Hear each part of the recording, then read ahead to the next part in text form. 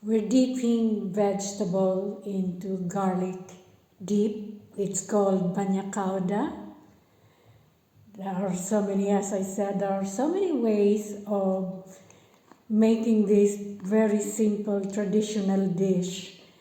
And I believe and I know most of my Italian friends, they have their different way.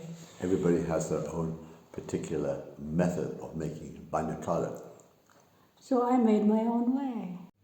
Hello everyone. Today I'm making the traditional recipe in Piedmont area. It's in northwest of Italy. It is made from 3 ingredients, which is, the first one is garlic and lots of them, anchovies from jar in oil, and olive oil. Now, there are so many ways of making this traditional recipe, and I would think that every household, they have their own way, and I have my own way too.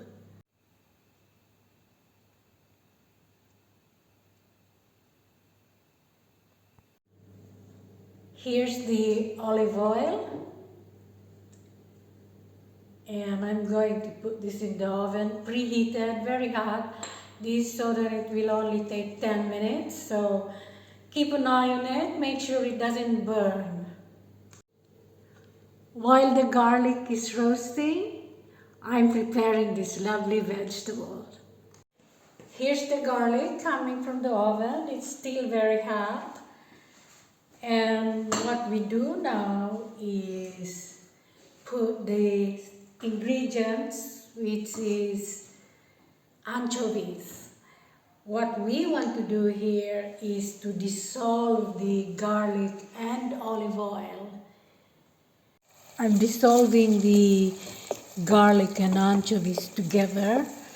Sometimes I put it in food processor, but sometimes I like it chunky garlic and anchovies.